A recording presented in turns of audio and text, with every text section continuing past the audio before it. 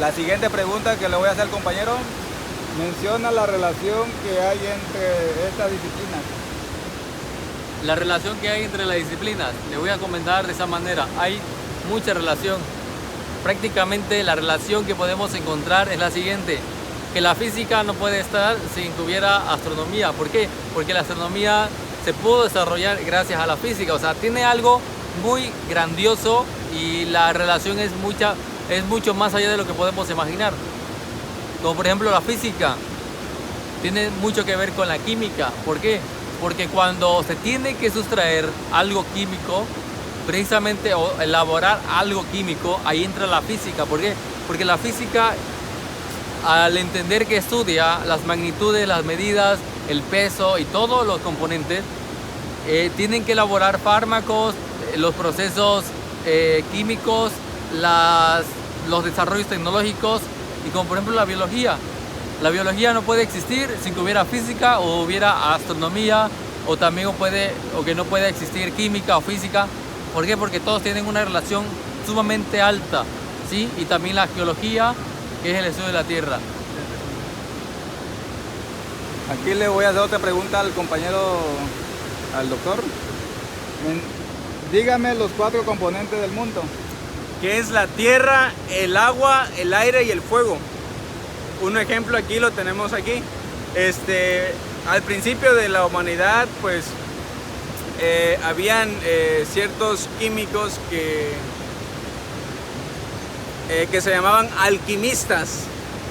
Estos alquimistas querían producir una sustancia que prolongara la vida y que de cierta manera no murieran, vaya, ¿no? Pero los alquimistas empezaron a estudiar estos elementos: la tierra, el agua, el aire, el fuego. Pero finalmente, con el paso de la evolución y con el paso del tiempo, pues nunca pudieron encontrar esa sustancia que prolongara la vida.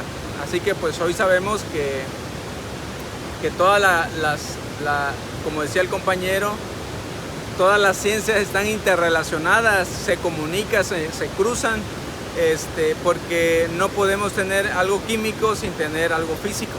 Es decir, para producir una sustancia tenemos que tener el efecto de las cosas químicas y asimismo también de las cosas físicas, ¿sale? Un ejemplo de ello, pues puedo poner, por ejemplo, la formación del oxígeno. El oxígeno tiene un compuesto de H2O, ¿no? Para que se realice la formación del oxígeno, tenemos que ver la altitud, ¿no? Tenemos que ver la gravedad, a qué distancia se está produciendo, porque no podemos medir el oxígeno como se mide en milímetros de mercurio también.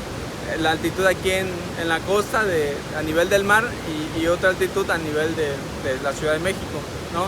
Que pues el oxígeno posiblemente por la altitud requiera más presión, ¿no? Más presión.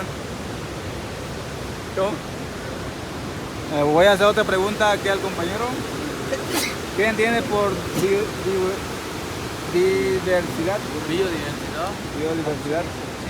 La palabra bio significa vida y diversidad significa muchas. Entonces, biodiversidad es muchas vidas, o mejor dicho, muchas especies, y en este caso abarca muchas plantas, muchos árboles, ecosistemas, medio ambiente, clima, temperatura. O sea, esa es la biodiversidad, que es el estudio de muchas cosas que están dentro de lo que es las ciencias naturales. Así puedo entender en pocas palabras, para que no se enreden.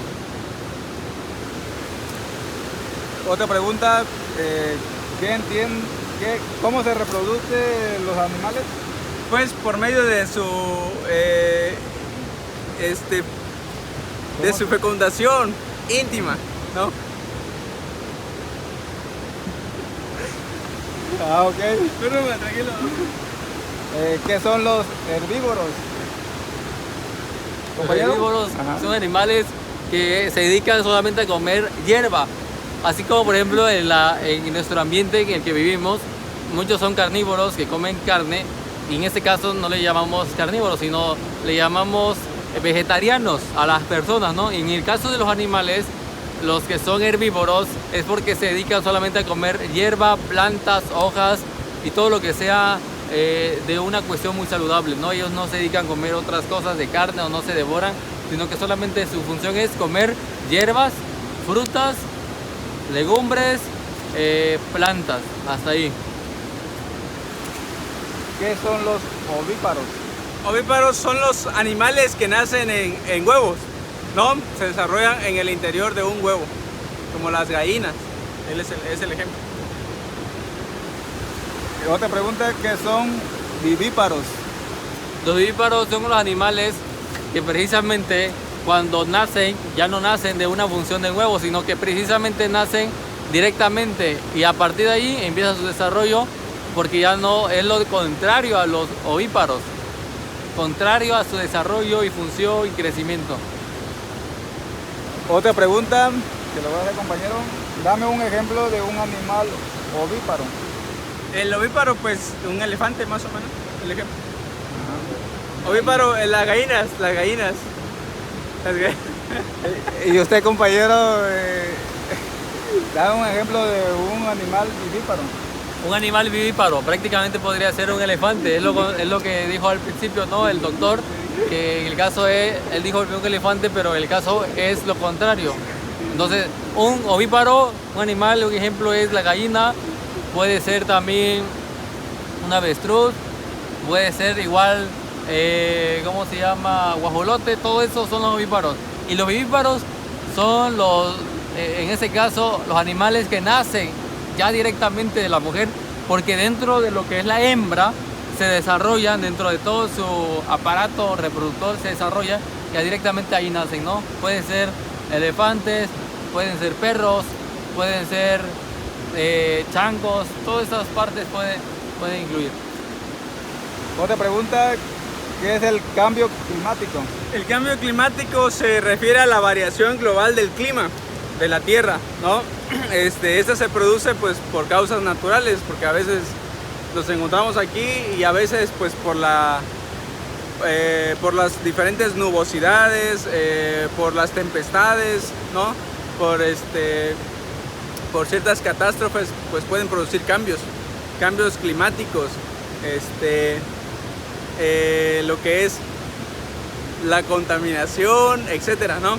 Entonces esa se debe a causas naturales y también por la acción del hombre, debido a la sobrepoblación, debido a la contaminación ambiental, ¿no? Por ejemplo, aquí vemos una botella allá tirada, ¿no? Enfoca la cámara.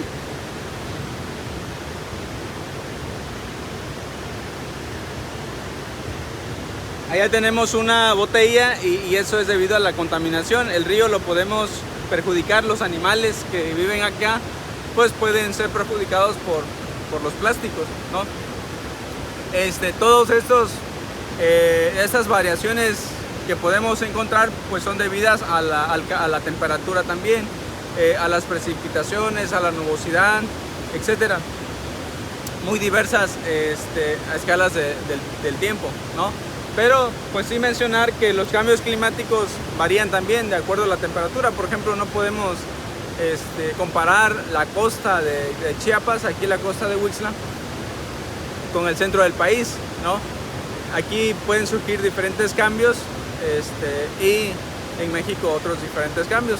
Pero también de acuerdo a la atmósfera que ocupamos, también hay ciertas depresiones y ciertas nubosidades que se pueden dar por nuestra región. ¿Sale? Otra pregunta que le voy a hacer, ¿a qué se debe el cambio climático? La causa principal del cambio climático es al desarrollo de las industrias que emiten dióxido de carbono, emiten muchas sustancias químicas, y eso es lo que hace que los polos polares, que es el clima natural del planeta, sea lo que contrarreste, y prácticamente al destruirse los polos glaciares, eso causa más calor, una temperatura mayor en el mundo, y por eso suceden muchos cambios climáticos, porque al final de cuentas podemos entender que que lo que es una tormenta, en este caso, ¿cómo se llama esa parte?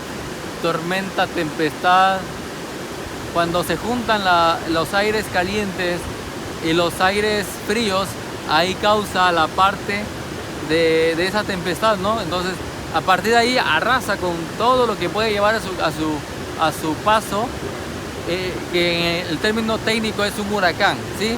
Entonces, el huracán arrasa prácticamente con todo lo que lleva, porque eso se genera el clima caliente se junta con el clima frío y ahí genera el huracán. Entonces el huracán es el compuesto de dos cosas y eso es a causa del cambio climático. Antes no era mucho dado lo que son los huracanes, ahorita actualmente sí. ¿Por qué? Porque los causantes de ellos son las industrias. La última pregunta que le voy a dar al compañero, y son varias preguntas también, ¿qué tanto nos afecta el cambio climático? Nos afecta a una escala bastante grande a todos, ¿no? Principalmente a la biodiversidad de los seres humanos, de los seres vivos, ¿no? Porque si hay un cambio climático negativo, como ya lo mencionaba mi compañero, el huracán, pues obviamente va a provocar desastres naturales, ¿no? Las casas, sobre todo las viviendas, la gente se puede quedar aislada en un sitio y pueden hasta incluso quedar náufragos, ¿no? Por la cuestión de que el huracán y los cambios climáticos pueden alterar todo el ecosistema natural, ¿no? Entonces, sí es importante cuidar la naturaleza, cuidar la biodiversidad, cuidar lo que tenemos, porque si no lo cuidamos, pues llega el momento en que, como ahorita estamos presentando, los glaciares, por ejemplo, se están derrumbando, se está disminuyendo, ¿no? Y con ello aumenta el volumen de agua en los mares, porque los glaciares pues están disminuyendo en su cantidad total, y eso hace que donde había calor va a haber frío, donde haya frío va a haber calor, cosa contraria, y eso pues nos va a afectar principalmente a toda la biodiversidad de seres vivos que habitan en esa región.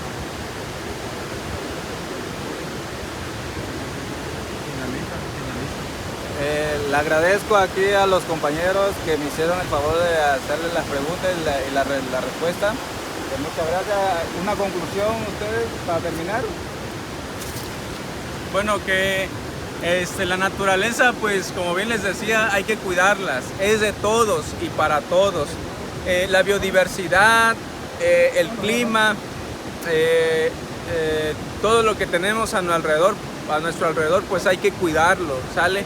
Desde un río que lo vemos fluir, que no tiremos basura, que no lo contaminemos, que cuidemos nuestro medio ambiente, los árboles, por la tala ilegal de los árboles. Hay que cuidar la naturaleza porque, por ejemplo, si talamos toda esta región, pues donde hay venado, donde hay tlacuache, etcétera, pues va a dejar de existir y eso pues nos va a perjudicar, ¿no? Pues mi conclusión para todos es que hay que cuidar la naturaleza, ¿no? En este caso, donde haya un depósito de basura, ir y dejar el depósito de basura, ya sea orgánica o inorgánica, entonces tener cuidado, ¿no? en esos aspectos.